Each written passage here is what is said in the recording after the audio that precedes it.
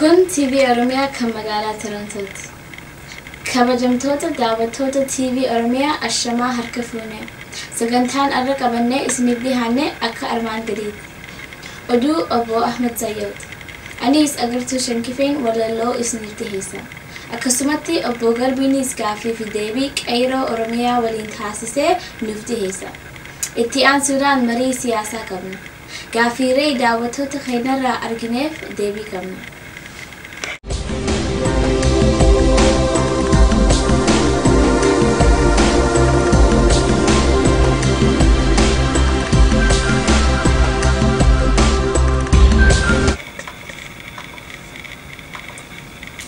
دعوتوت خينيا أكم جرتن كوبي غويا راج أم سبلتي ددمي سديه بركم لما في كرة قف كملتن أدودان يجلا أدو الرف كمل جلتي متوتي إسيدا هدا في أولين نتهمات تله إفدوبه هندي بنجتشوران كيرول لبس إسيدا دبر فتة بكتوني أوروبا كان سودان كي سجراني تكسمتي إجارة مودان إينا إساني ديه فتن أمنستي إنترناشنال جباسة بركم غلما في كرة تقف بافترت موتما إثيوبيا دا أكام بلالي فتة إثيوبيا كيستي جريني أكان هماتشا أكجرو غازيتا مغالا نيويوركي كيستي متنفمو إبسه موتمان تي بي إل في إثيوبيا دا بشان أبايا هنا جاتشودان دبي تمو إيغل ترت إركاتشودان أمة سامو إتفوفته عدي بلسما أمة أوغادين وران تي بي إل في إثيوبيا دا نما دبتكو أوغادين كيستنو را أجيس جاتشودان إيته دابتو تكينيغا هنجي أمولي دقيفتن كوني متوتي أدوتي أمانتنا أدو ببل إنان دقووني في شمرن أرمودا كنتو تكيرو جو جلت تحريرودان قنمتي أمياتين لما بهودان موتما إثيوبيا دا أكان صداكي ساجران أولي هدا في دبريتيس أججان ورانا تي بي إل في إثيوبيا نرغي سوليك أبسو إيغلتانا اتفوف نمالي افتوبة هندي بلو جتشودان اجنو إساني تربان كان كيسا لابستان كيرون اتفوفودان بوليسين إثيوبيا يرو أما كيستي بيا كيستي نما قرار ديمو هندا هدانيتي في خم ديمو فستالان كان ديمو اللي فندقا أكجران يوهيمان حالو مكانا ولي ترك السودان يونيفرسيتي أدادا كيسا في مربر مساهدو كيسا برطوت أرومودا هداما أكجرو في هداتيس أكجرو كيرون دبلتي إبسيتي حالو مكانا لالچسي ودفنا أبو غربينو ريدا درگبوت كيرو ولين غولي إسني دي هيسنا galatoomii obbo Ahmad Sayyoo akkuma obbo Ahmad Sayyoo gubbarratti oduu keessatti nu dabarsee jirutti biyya keessatti sochiin qeerroon Oromoodhaa godhaa jirtu babal'achaa jirti isa kanarratti ilaalchisee gaafii fi deebii qeerroo wajjin goonetu jira jechuudha kanas nagahee isaaniitiif jecha maqaa isaanii jijjiirreeti yaamna jechuudha isaan kunis doormii keessaa ba'anii iddoo biraa jiranii iddoo itti dubbisan jechuudha amma karaa gaafii deebina kan nu dhiyaates qeerroo Oromiyaati maqaan kennineef jechuudha haala qeerroo yeroo ammaan tanaa keessa jirtu mee gabaabumatti daawwattoota keenyaaf ibsuu dandeessaa qeerrooni egaa sababattiin wal ijaarree socho'aa jirutu jira. Qeerroon biyya keessatti kan ijaaramee biyya keessatti socho'aa jiru rakkinoota uummata Oromoo irra gahaa jiru qabeenya Oromoo guuramee gurguramaa jiru Oromoo biyya abbaa isaarraa sarbamee biyya ollaatti baqachaa jiru uummata isaa keessa taa'ee jiraachuu kan dadhabuutiin ka'ee kan arguu jibbuuraatiin qeerroon eegii tokkorra jiru wal ijaarree akkaataatti diina Oromoo nyaachaa jiru kana ofirraa buqqisnu wal kakaasne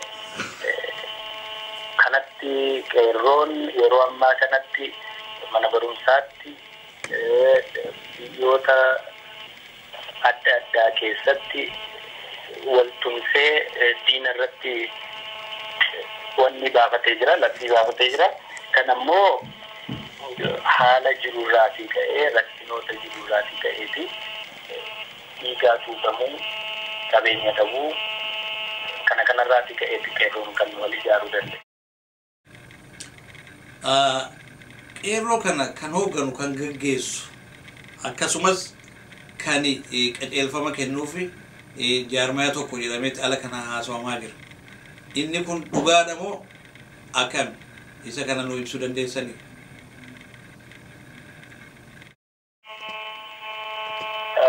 Qeerroon biyya keessaa wal ijaare jaarmaya waliitiin wal qabeenya tokko illee hin qabaatu, hin qabullee kan ijaaree socho'uu jalqabe biyya keessatti wal jenne eenyuutiin hoogganamuu, eenyuutiin ajajamuu otoo hin ta'in jaarmaa biyya alaa jiruu fi jaarmaa tokkotiin otoo hin ta'in ufumaatii rakkinoota biyya keenya keessatti gidiraa jirurraa kaaneet wal ijaarree kun immoo jaarmiyaa alaa wajjiniin jaarmaa eenyu waliitiin illee wal quunnamtii tokko illee hin qabu. Kana warri akkasitti hubatanii jiranii dogoggoraniiru.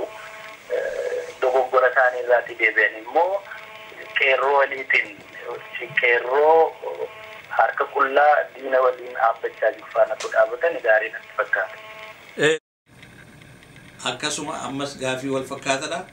Naannoo alaa kanatti wanni dubbatamaa jiru addi bilisummaa Oromoodhaa qeerroo kana akkuma bara 2005-2006 ta'etti dargaggoota Oromoo biyya keessatti ficcisiisuudhaaf deemanii yaada jedhuutu ala kanatti ka'aa jira. Bifa sanii warra if gurmeessee dargaggoonni kun akka qabsoo kanarraa qoodan fudhannee godhuuf tattaafatuu jira. Isaan noo maal jettan?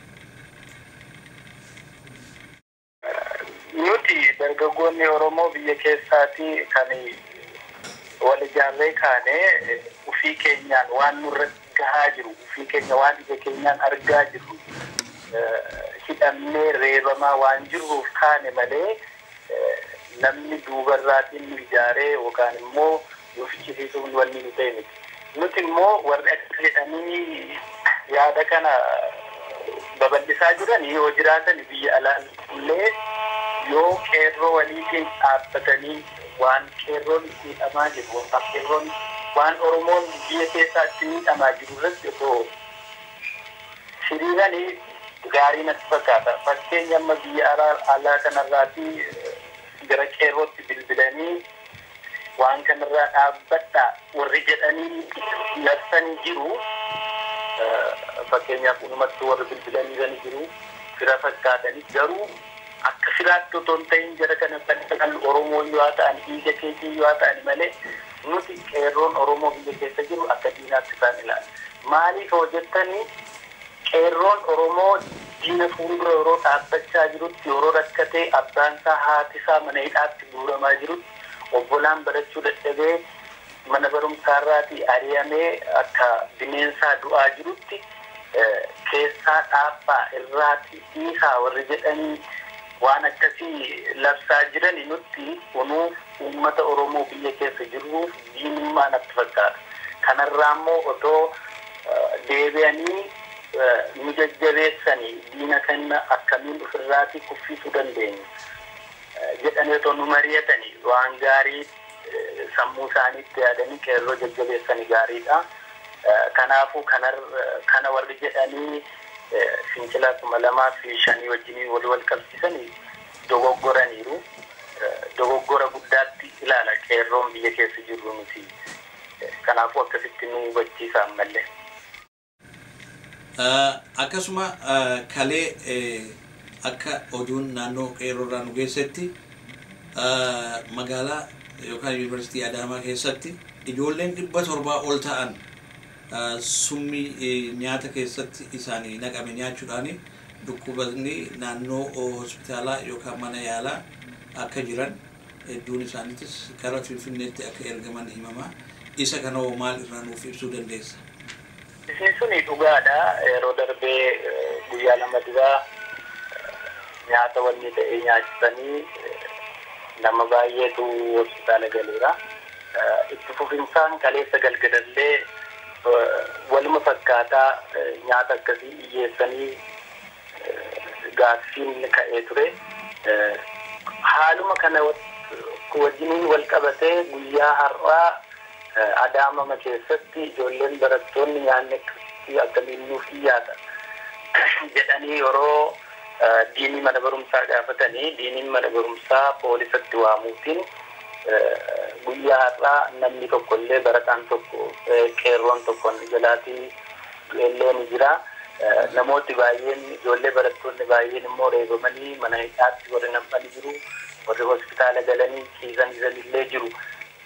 Kana qeerroon mirga dhabee nyaatallee summaa Oromoo nyaachistee yeroo fichisiisaa jirtutti uummanni keenya tumsa yoo nuun goone rakkina akkasiitti babal'atee lafarraatii nu fixuuf warra jedhu kana faana dhaabbachuun rakkisaadha.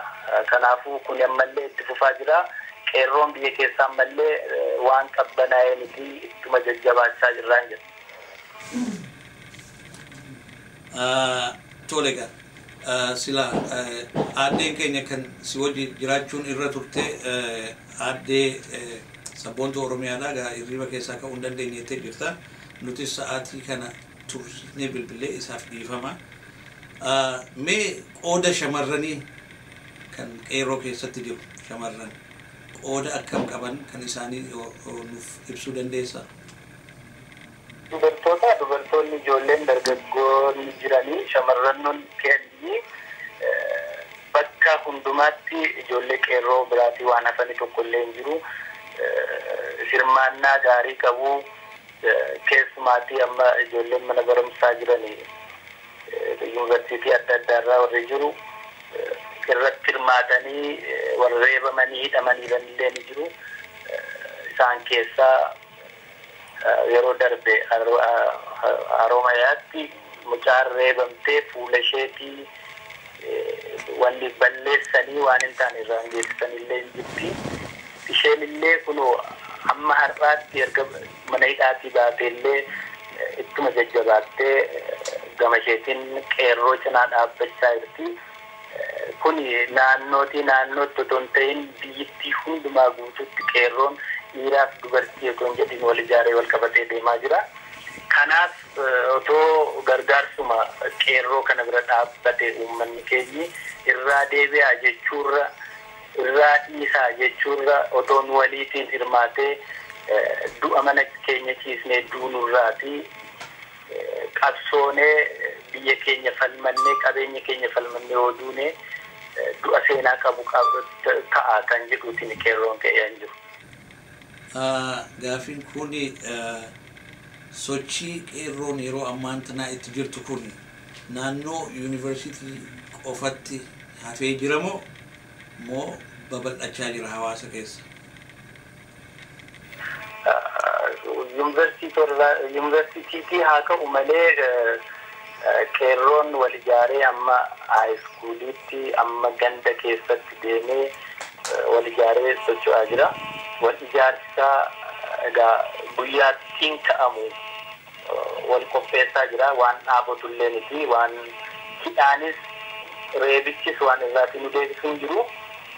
Otoo reebamnu otoo ciisnee du'uurra rakkannee du'uurra wal ijaarree uummanni Oromoo nu waliin hiriiree qeerroo faana dhaabotee akka ka'uuf bakka hundumaatti wal quba qabeenyaan socho'aa jirra. Warri eegii tokkorra jirru. Egaa deebisaa bareedaa nu laatte hanga ammaatti dhugumatti hedduu galatoomii nutilleen akka TV Oromiyaatti guututti isin bira dhaabbanna jechuudha. Mee dhumarratti hiriita akkasii kenna dhaamsi dargaggoota biyya alaa kana jiran akkasuma hawaasa waliigala dhaamsi laattuuf yookaan dhaammachuu barbaaddu jira.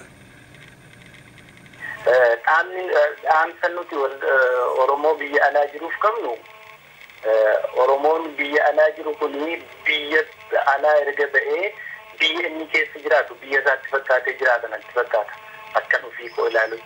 Kun immoo garbummaa lammaffaa keessa jiraatanii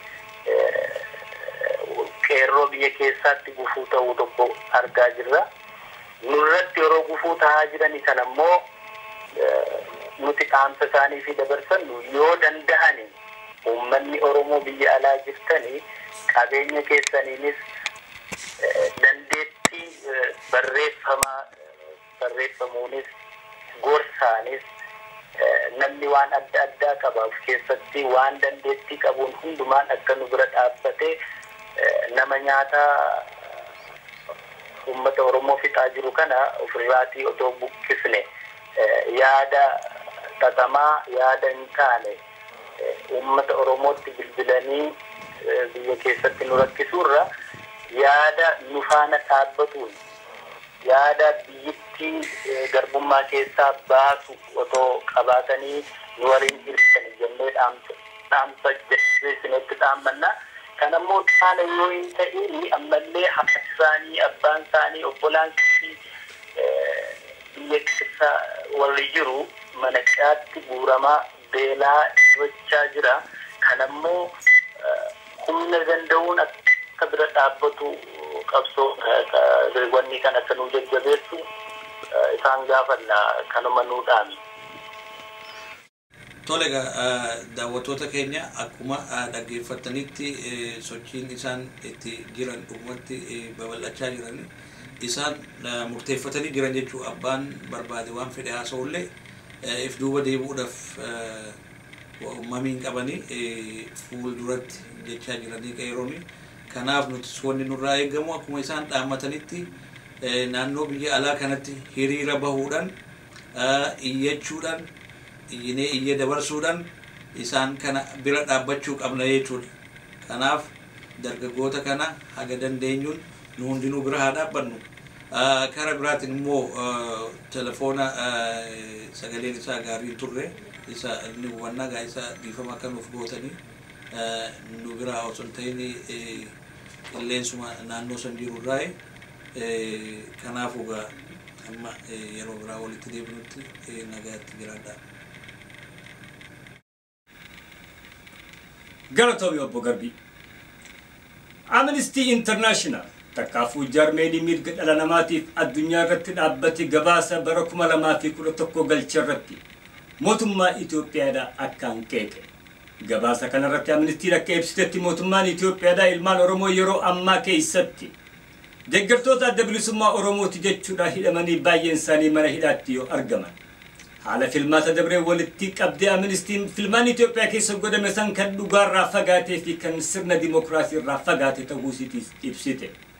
Kana kan mirkaneessu akka jecha Amnestiitti mormitoonni mootummaan morman yeroo san keessatti baay'een isaanii akka filmaata kanarraa qooda hin fudhanne hidhaa fi ajjechaan yoo irraan gahamu.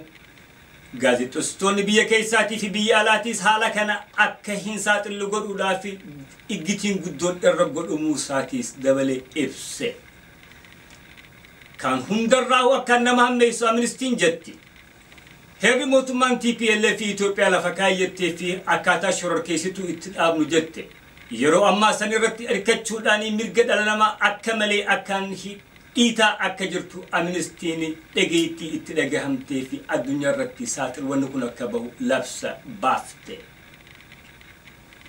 Gaazexaan magaalaa New York keessa maxxanfamuu fi addunyaa irratti beekame Bloomberg News kan jedhu torban dabre keessatti gabaasa Itoophiyaa irra dhiheessatti jireenyi Itoophiyaa keessatti haalaan sodaachisaa keessa seenaa akka jiru ibse. Yeroo ammaa keessatti jireenyi nyaataa fi waan jiruudhaaf barbaachisu bara dabrarraa barana parsantii 130 ol yoo ol ka'u baatuma dabre tana keessatti parsantii 5 dabalachuusaa Bloomberg News ibse. Mootummaan Itoophiyaadhaa irrina kanaat biyya keessa jira jechuudhaan tarkaanfiin isiin fudhattee midhaan addunyaarraa gargaarsaan kennamee fi uummata beelaa jiru kan hiramaa ture cinatti irraa irrisuu eegaluu isiitis Bloomberg News kun dabalee ibse.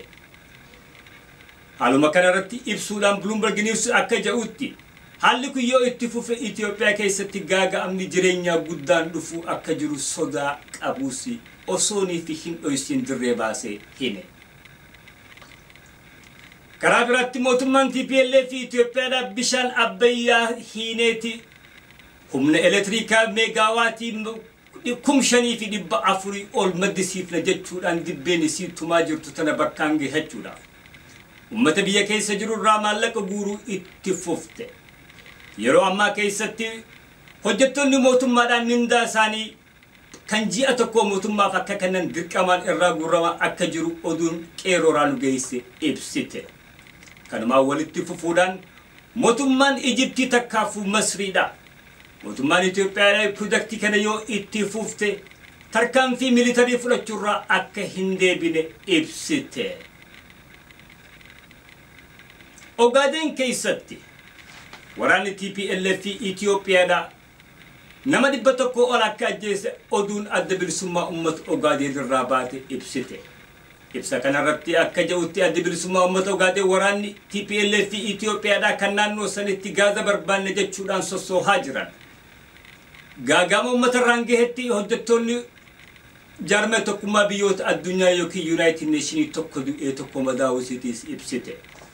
Mootummaan TPLF fi Itoophiyaa gama isiitiin adda bilisummaa uummata Ogaadeniitu waan kanaan godhe jettee yoo iyyitu United Nations takkaafuu dhaabbanni tokkummaa biyyoota addunyaa garuu eenyu akka irraa ajjeese hin himne. Kanumarratti hirkachuudhaan dhaabbanni tokkummaa biyyoota addunyaa yeroo ammaa keessatti gargaarsa midhaanii kan naannoo Ogaadenitti godhaa jiru yeroo dhaabuu isaa mirkaneesse. Baqattoonni Oromoodhaa kan Suudaan keessatti argaman walitti qabamuudhaan ijaaramanii yeroo ammaa keessatti gaagaamni takkaafuu rakkinni guddaan akka irra jiru himachuudhaan yaa ilmaan Oromoodhaa tokko haa taanuu dirqama Oromummaan kan Oromoon nurra keessa bakkaan hageenyu bakka jirru hundatti walii gallee haa walii iyyinuu jechuudhaan dhaamsa isaan dabarfatan kanaas bakka hundaan gahanii iyyanii akka walii dabarsanii fi dirmachuu guddoo akka godhaniif iyyannaa dhiheeffatan. Daawwattoota keenya egaa oduun har'aaf qabnutu asirratti raawwatti qophii biraatiin hanga wal dachaanutti nagaan jiraadhaan isiniin jaa dhageessisaan oduu tanaattis Amasayyooti nagaatti.